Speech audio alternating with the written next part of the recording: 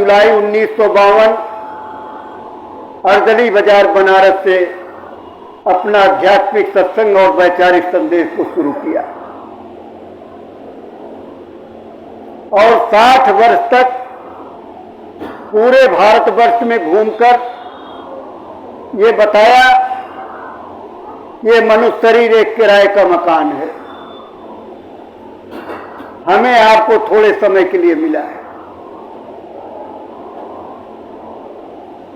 84 लाख योनियां, जिसमें 83,99,999 जोनी ये भोग जोनी, इसके बाद ये मनुष्य शरीर मिलती है, ये कर्म जोनी।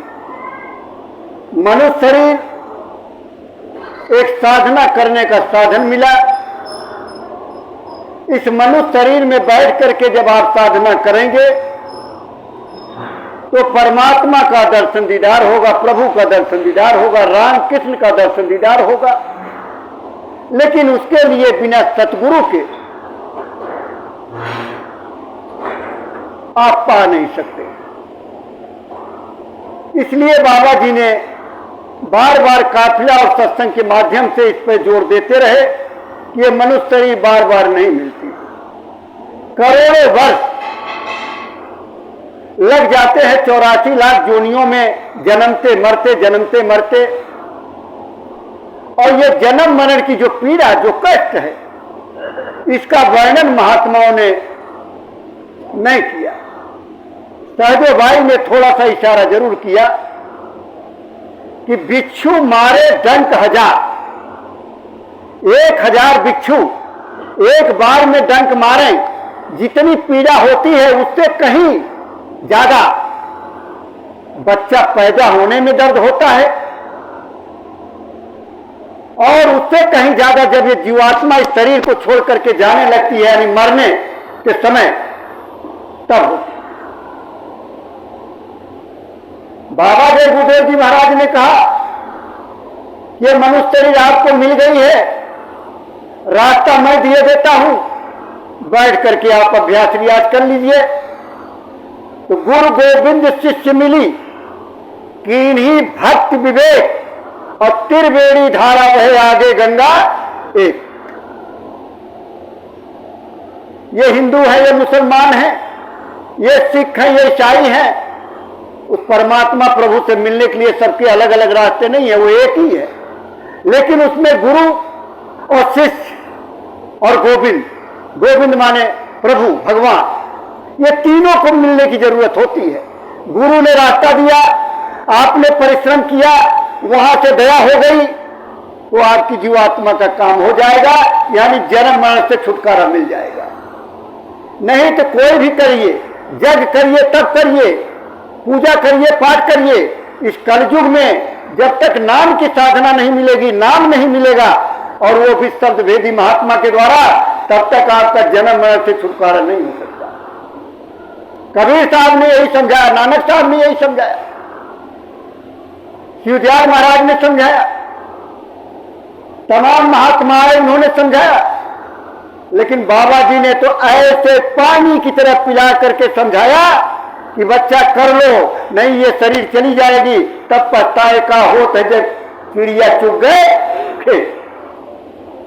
ये मनुष्य के जीवात्मा के रहते रहते आपने अपना काम कर लिया तो ठीक, और नहीं किया तो फिर बहुत पछताओ, बहुत पछताना पड़ता। क्योंकि अभी जब मां के गर्भ में बच्चा रहता है तो उसकी जीवात्मा का जो आंख और कान वो सब खुला होता है, सब दिखाई देता, सब सुनाई देता है।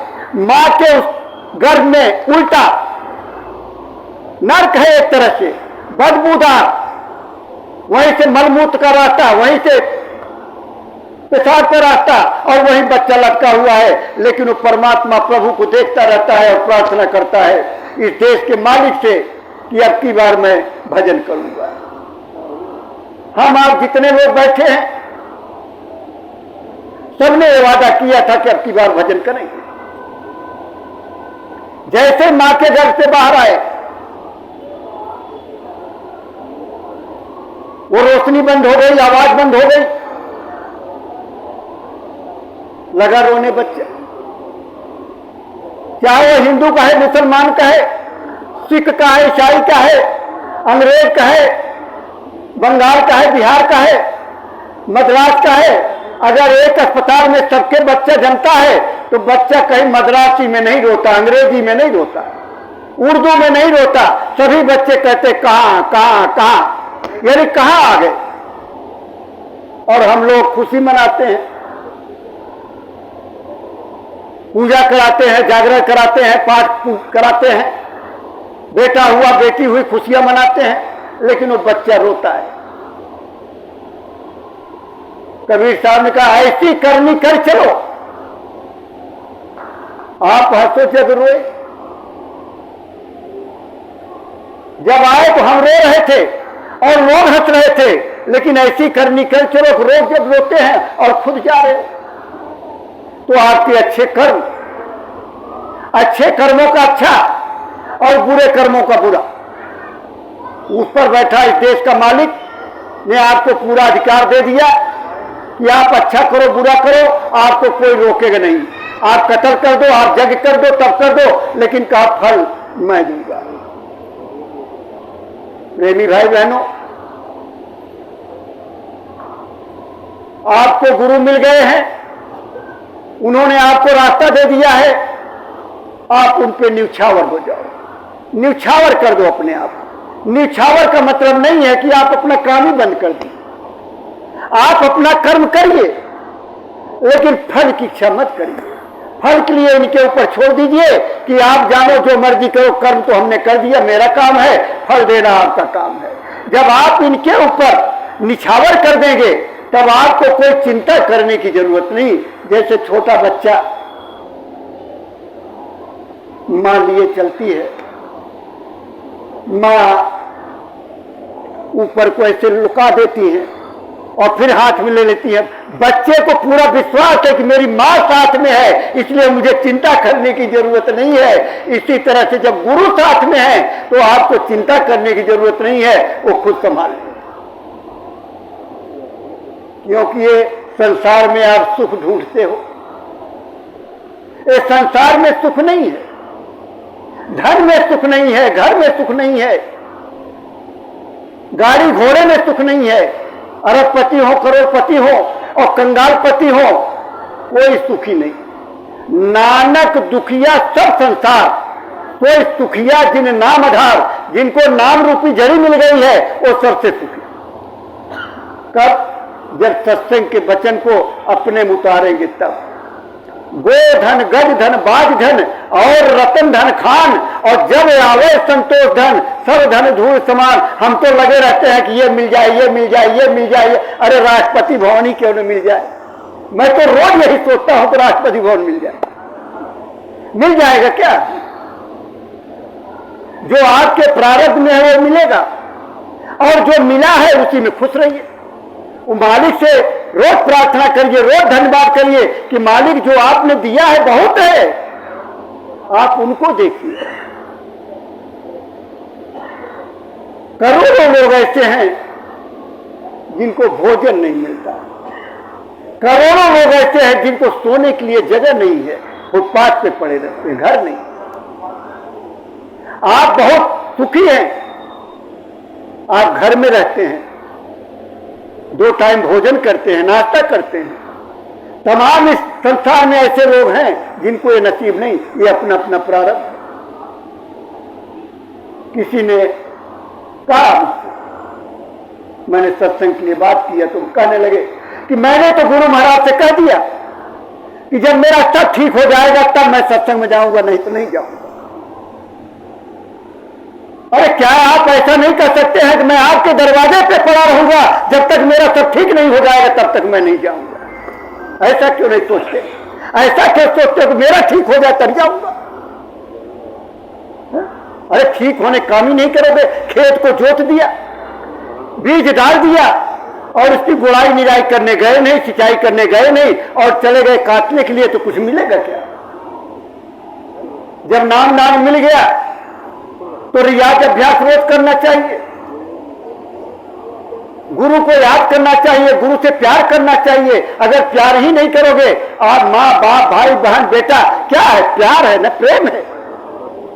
मेरे पिताजी बीमार हो गए हैं तो बड़ा अस्पताल का चक्कर, माता जी बीमार हो गई तो अस्पताल का चक्कर लगा रहे हैं, डॉक्टर को हाथ जोड़ रहे हैं, पैसा खर्च कर रहे हैं।